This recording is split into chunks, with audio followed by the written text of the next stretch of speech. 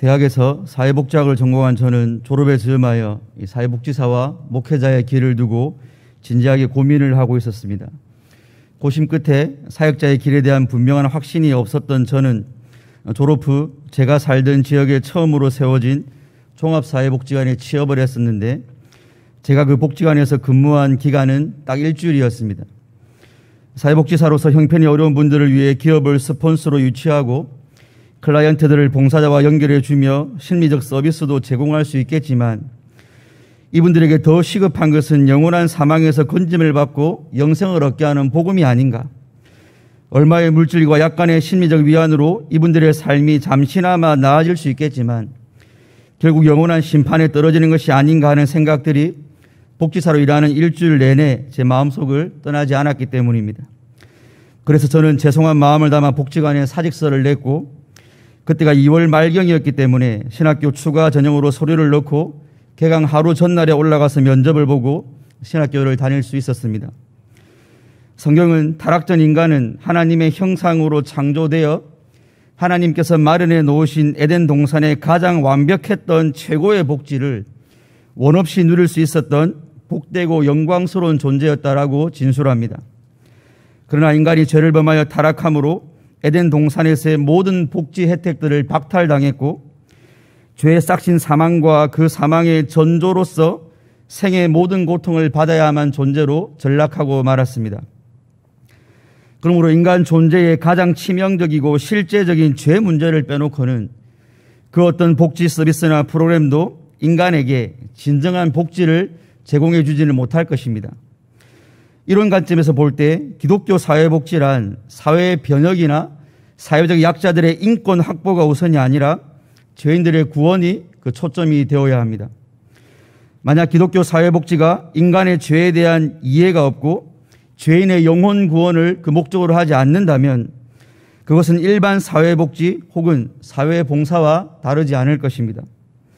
이 시간에는 경양복지대단 헌신예배를 드리며 주어진 본문을 통해 타락하여 에덴 동산의 완벽한 복지를 상실한 그 죄인들을 다시 최고의 복지 상태에 이르게 하기 위한 기독교 사회복지의 사업 목표는 무엇이 되어야 하는지 함께 상고해 보기를 원합니다. 첫째로, 기독교 사회복지는 하나님과 분리되어 영적 죽음 상태에 있는 죄인들이 생명과 복의 근원이신 하나님과 성경적 대신관계를 회복하는 것을 목표로 해야 합니다. 창세기 3장 6절로 10절까지 함께 합독하시겠습니다.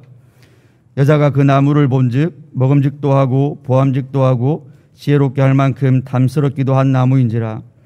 여자가 그 열매를 따먹고 자기와 함께 있는 남편에게도 주매 그도 먹은지라. 이에 그들의 눈이 밝아져 자기들이 벗은 줄을 알고 무화과 나뭇잎을 엮어 치마로 삼았더라. 그들이 그날 바람이 불 때 동산에 거하시는 여호와 하나님의 소리를 듣고 아담과 그의 아내가 여호와 하나님의 낯을 피하여 동산나무 사이에 숨은지라. 여호와 하나님이 아담을 부르시며 그에게 이르시되 내가 어디 있느냐. 이르되 내가 동산에서 하나님의 소리를 듣고 내가 벗었으므로 두려워하여 숨었나이다. 아멘.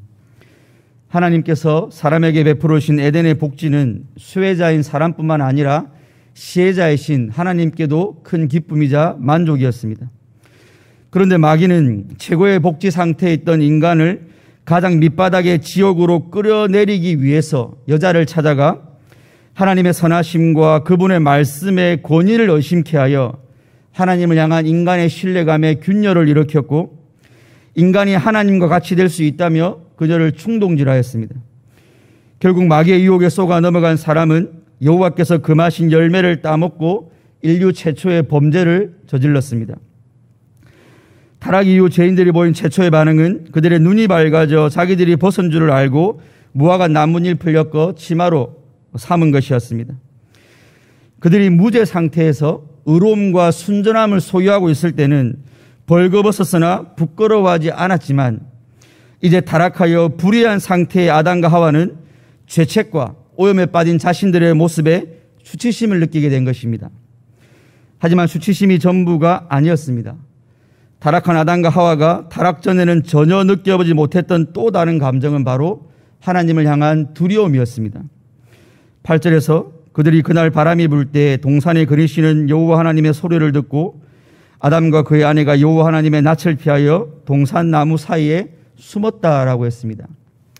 여기 피하다, 숨다라는 두 동사를 사용하여 나무 사이에 숨어 두려움에 떨고 있는 두 사람을 묘사한 것은 늘 하나님 앞에 살며 하나님을 사랑하고 또 하나님의 사랑을 받던 그 연합의 관계가 완전히 파괴되었음을 상징적으로 보여주는 것입니다.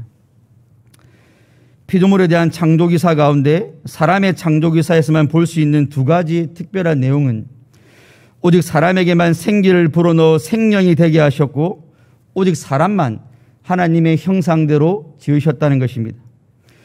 물론 동물도 호흡을 하며 살아가는 피조물이긴 하지만 하나님께서 사람에게만 생기를 불어넣어 주셨다는 창조기사는 바로 인간의 생명이 하나님의 호흡에 의해 지탱되고 있음을 강조하기 위한 의도적인 표현입니다. 또한 인간이 하나님의 형상대로 지음을 받았다는 것은 인간만이 하나님과 교제할 수 있는 인격적인 존재임을 의미합니다.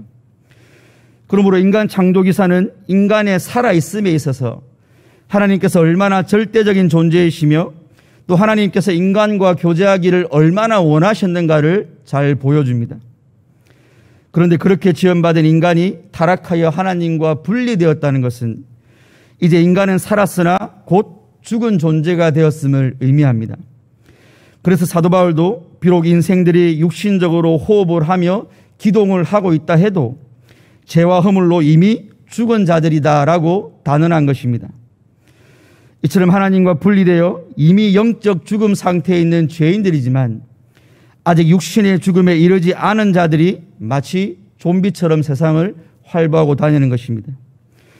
하지만 하나님과 분리되어 그저 잠시 동안의 육신의 삶을 살아가는 인생들은 이 세상의 그 어떤 것으로도 하나님과의 교제가 주었던 만족함을 채울 수가 없게 되었습니다. 그래서 영적으로 죽은 상태에 있는 인생들이 하나님이 계셨던 그 자리에 돈, 섹스, 지식, 명예, 마약, 인기 등 오만 것을 우상으로 삼고 하나님의 빈자리를 채우려고 안달하지만 바닷물을 마시는 것처럼 그 갈증은 더 심해져 갈 뿐입니다. 저와 여러분은 억만장자나 희대의 바람둥이나 세계의 슈퍼스타가 되어보지 못해서 그런 것들을 여전히 갈망하실지도 모르겠지만 돈, 명예, 인기, 섹스 이 모든 것을 진리도록 누렸었던 그 솔로몬 왕이 헛되고 헛되니 헛되고 헛되다라고 했던 그 단식을 기억하실 때 우리는 간접 교훈을 얻을 수 있을 것입니다. 그러므로 생명의 근원이신 하나님과 연합하여 하나님 안에서 모든 만족과 행복을 누리도록 창조된 인간에게 있어서 그 생명과 복의 근원이신 하나님을 떠난 것보다 심각하고 결정적인 소외나 결핍은 없습니다. 하지만 일반 사회복지는 사람으로서의 존엄성을 가진 한 개인에게 닥친 문제의 원인을 자본주의 사회에서의 과도한 경쟁이나 급속한 산업 발전에 따른 부작용, 극단적 이기주의 사회에서의 소외감, 평균 수명 증가에 따른 초고령화, 힘이나 사회적 지위가 밀리는 아동이나 여성의 지위 등에 있다고 보고 이러한 문제들을 해소하거나 원인을 제거하기 위해 인적, 물적 자원을 투입합니다. 일반 사회복지가 진단하는 그 모든 문제들은 인류가 사라지지 않고서는 모두 해소될 리도 없겠지만 혹 해소된다고 할지라도 하나님 없는 인생은 생명 없는 흙과 같이 영적으로 죽은 존재일 뿐입니다. 하나님의 빈자리가 주는 그 영적 공허함을 메우기 위해 세상의 온갖 것들을 추구한다 해도 결국 무료와 허무와 절망 가운데 영원한 죽음에 처할 수밖에 없는 존재인 것입니다. 그러므로 죄인들을 다시금 최고의 복지 상태에 이르게 하기 위한 기독교 사회복지의 목표는 생명과 복의 근원이시며 시혜자가 되시는 하나님을 전파하여 죄인들로 하여금 하나님 안에서 참 생명을 얻게 하는 것입니다. 따라서 우리 경향의 모든 성도님께서는 생명과 복의 근원이신 하나님과의 연합이라는 이 기독교 사회복지 혜택을 자신부터가 이미 누리고 있는 수혜자들이심을 꼭 기억하시면서 이 복지가 필요한 주위의 모든 죄인들에게 여러분의 입술로 하나님을 전파하고 여러분의 삶으로 하나님을 증거하는 기독교 사회복지사들이 다 되시기를 주님의 이름으로 축원드립니다.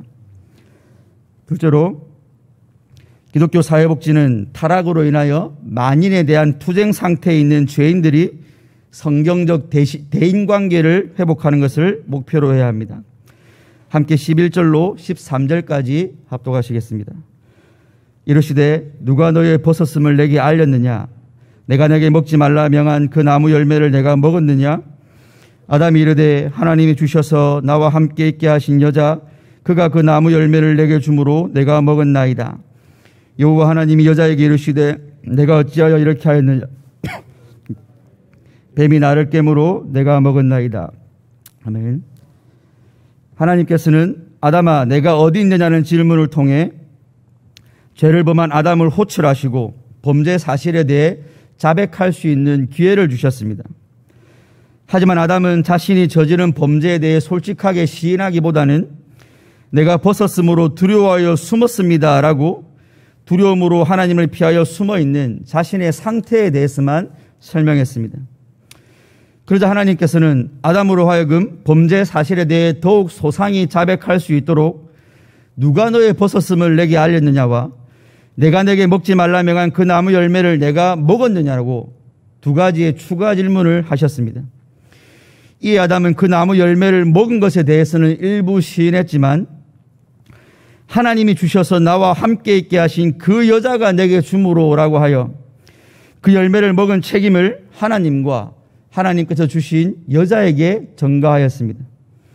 그리고 아담의 아내 역시 뱀에게 책임을 전가할 뿐 범죄에 대한 회개의 모습은 보이지 않았습니다.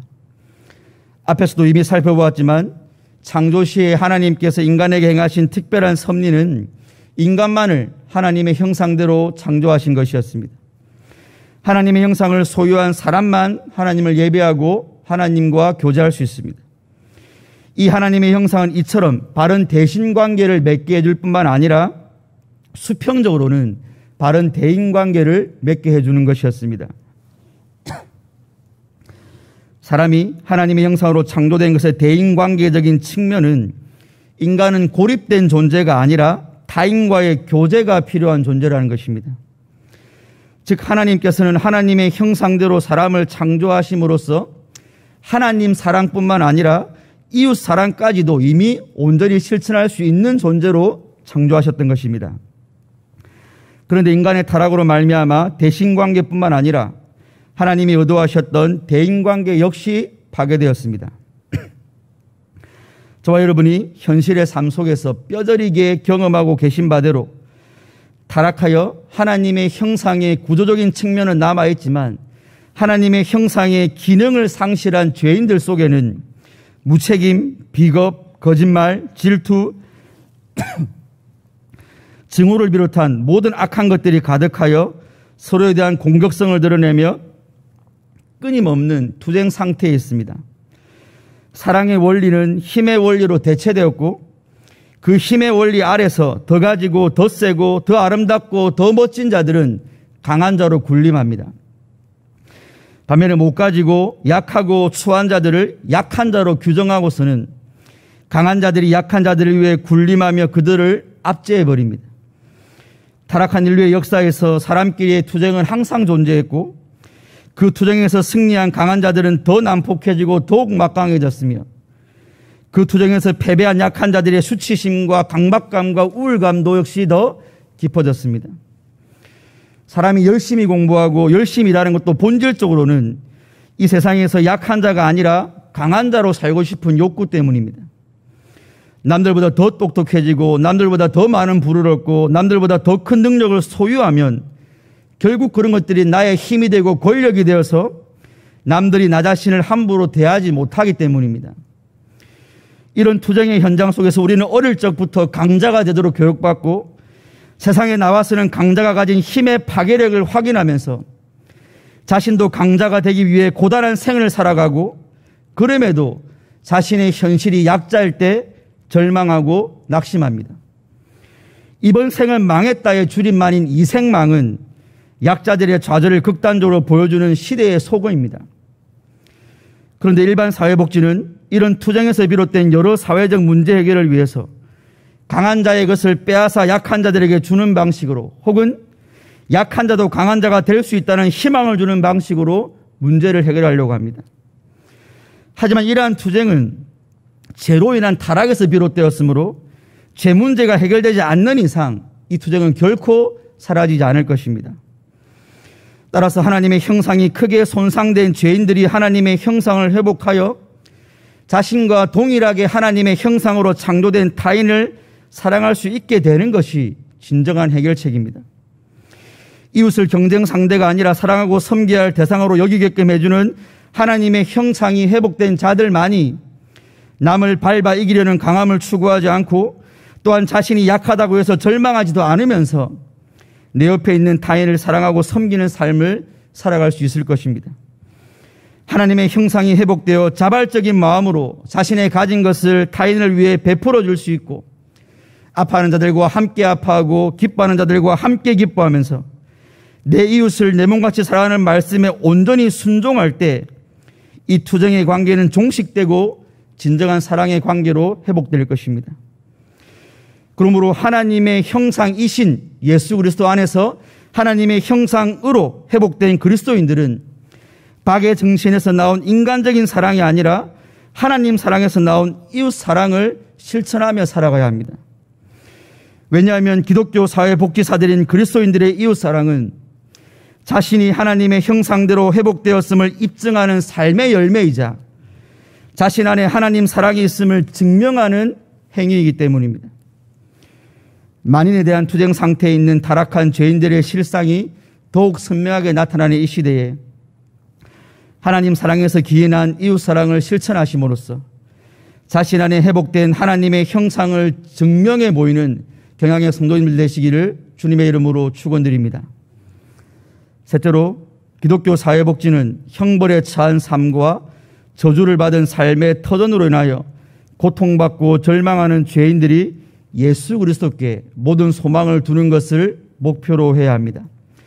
14절로 21절의 본문 가운데 먼저 16절에서 21절까지 합독하시겠습니다.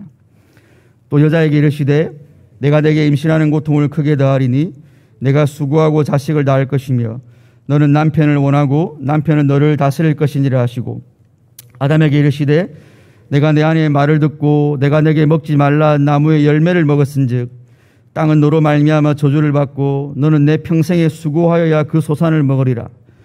땅이 내게 가시덤불과 엉겅퀴를 낼 것이라. 내가 먹을 것은 밭의 채소인즉 내가 흙으로 돌아갈 때까지 얼굴에 땀을 흘려야 먹을 것을 먹으리니 내가 그것에서 취함을 입었음이라. 너는 흙이니 흙으로 돌아갈 것이니라 하시니라. 아담이 그의 아내의 이름을 하와라 불렀으니 그는 모든 산자의 어머니가 됨이더라.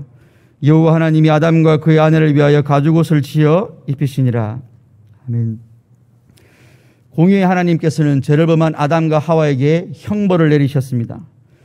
먼저 여자에게 주어지는 형벌은 두 가지인데, 첫째는 임신하는 고통을 크게 더하여 수고하여 자식을 낳게 되는 것입니다.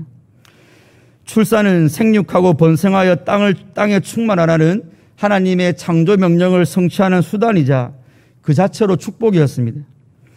하지만 그 영광스럽고 복된 출산과 양육이 이제 죄의 형벌로 말미암아 극도의 고통을 겪어야만 가능하게 된 것입니다.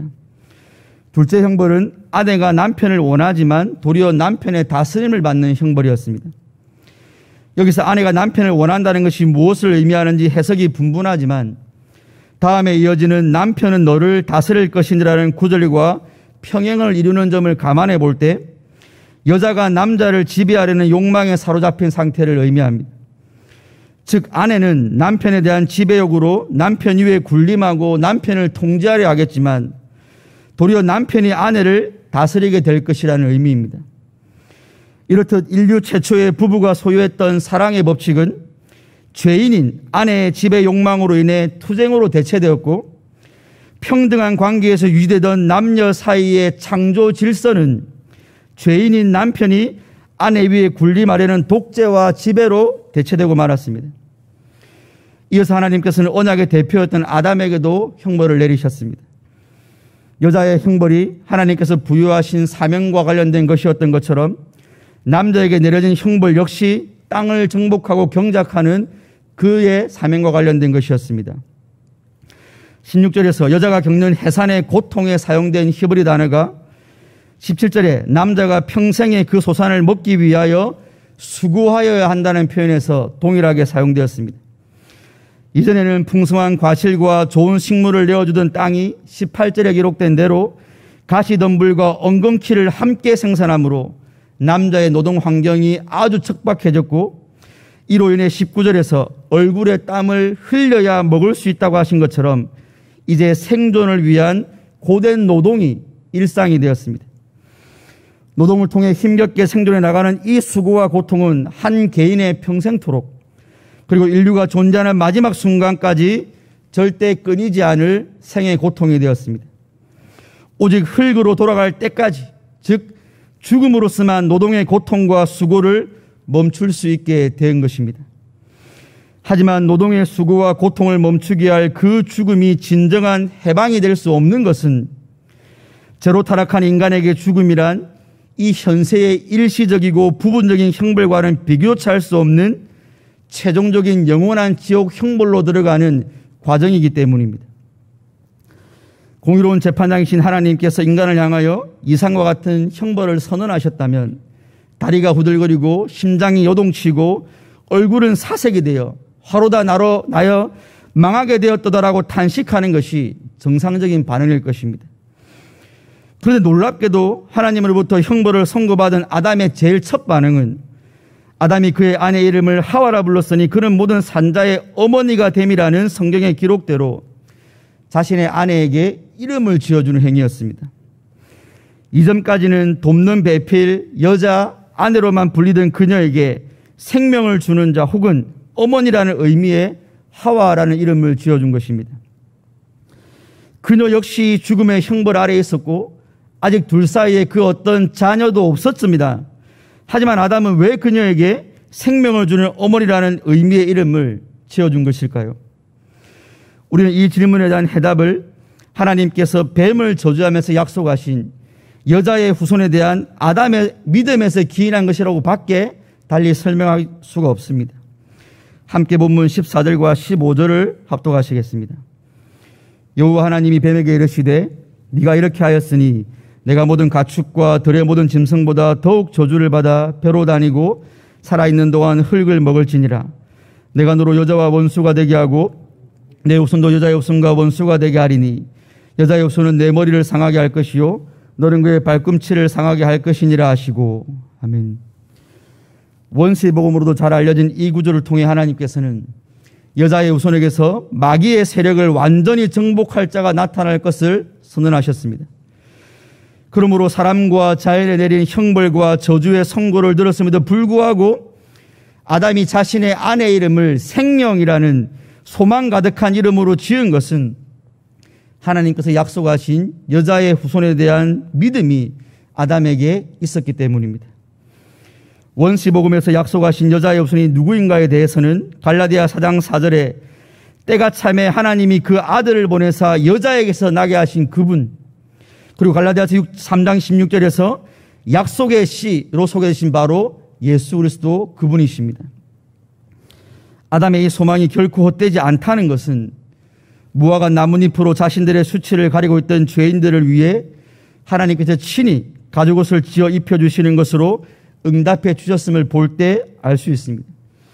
여기서 옷으로 번역된 히브리어는 무릎까지 내려오는 긴 옷을 의미합니다.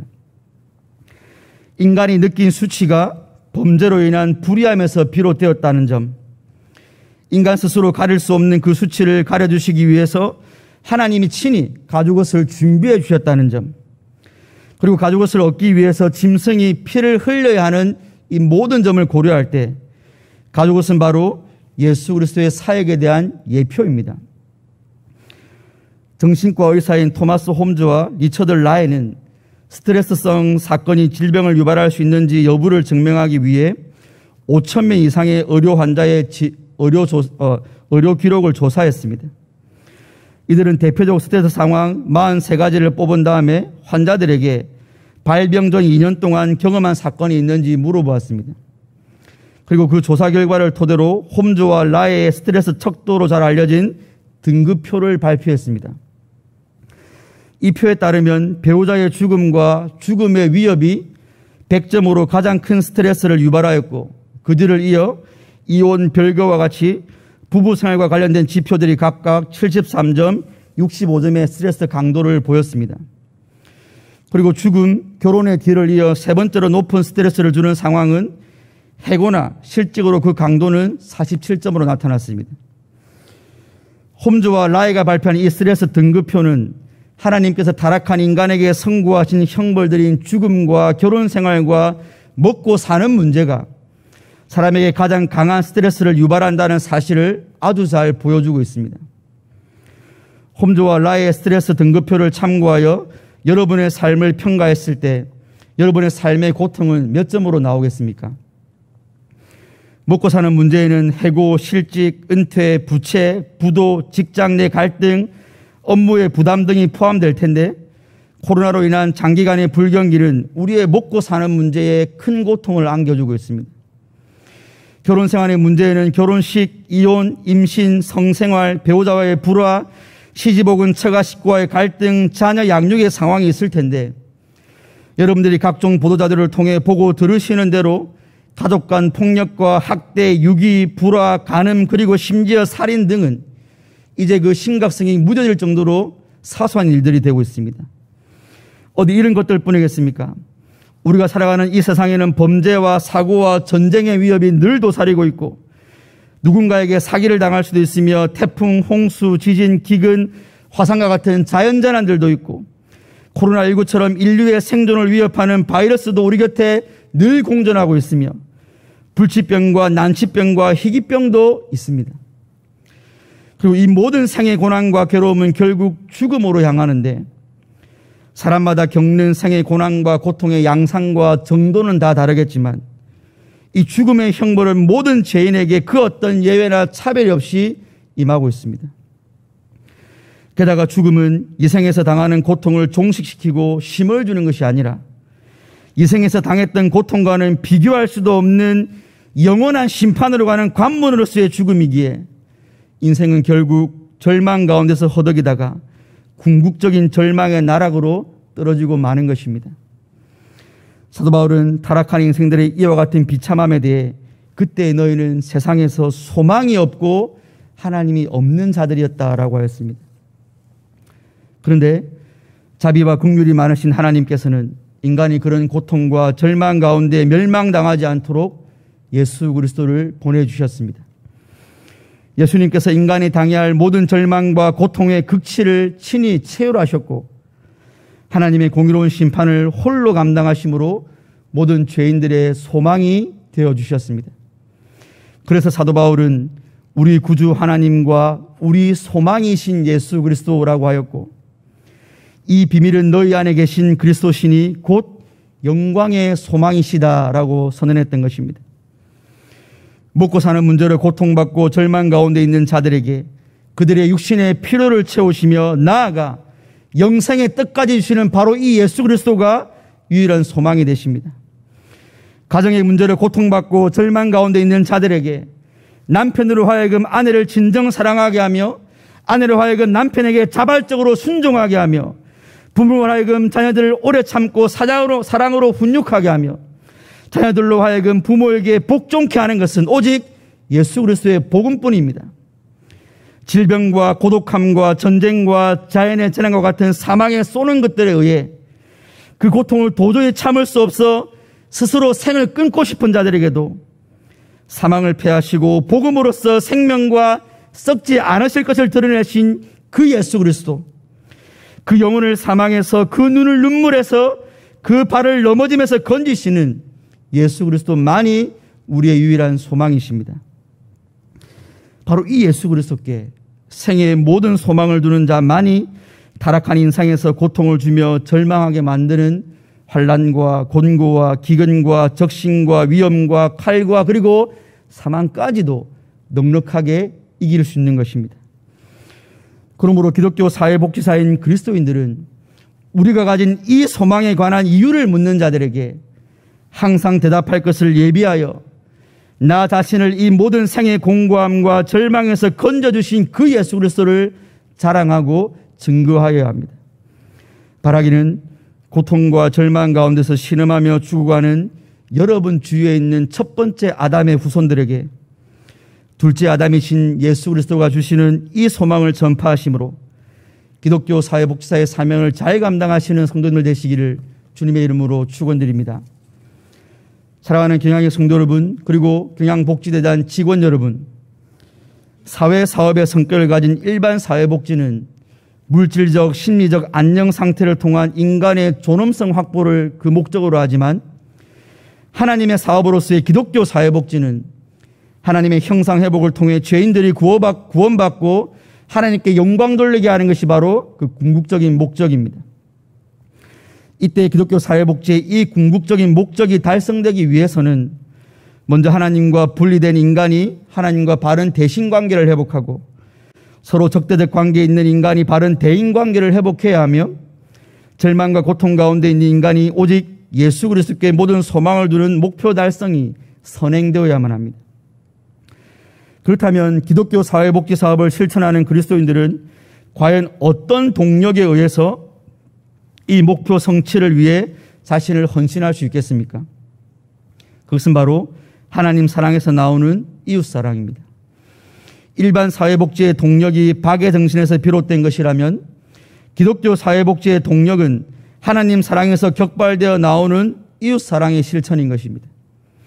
그래서 야고보서의 저자는 하나님 앞에서 정결하고 더러움이 없는 경건은 곧 고아와 과부를 그 환난에서 돌아보는 것이라고 하여서 1차적으로 하나님을 향한 태도인 그 경건이 이웃을 돌아보는 삶으로 반드시 나타나야 한다고 했던 것입니다. 이런 의미에서 우리 경양은 우리 안에 있는 하나님 사랑과 하나님을 향한 참된 경건을 경양복지대단을 통한 이웃 사랑으로 실천해 온 것입니다. 하나님 사랑으로부터 격발되어 나온 경양의 이웃 사랑 운동의 결실로 태동한 성민종합사회복지관과 어린이집은 이제 개관한 지 26년이 지나 청년의 때를 맞게 되었습니다. 그리고 우리는 이제 경양의 희년을 앞두고 강서 지역에서의 기독교 사회복지사업 태동을 위해 함께 기도와 물질로 헌신하고 있습니다. 하나님을 향한 참 사랑과 참 경건을 소유했던 초대교회 성도들은 그 극심한 박해와 핍박 가운데서도 결코 구제하는 것을 등한시하지 않았습니다. 그리고 초대교회의 신앙을 전수받은 종교개혁자들, 특히 개혁주의 신학 체계를 설립한 위대한 신학자 칼빈은 종합구빈원과 난민을 위한 구제기금 마련을 통해 일찍부터 사회복지를 실현한 위대한 실천가였습니다.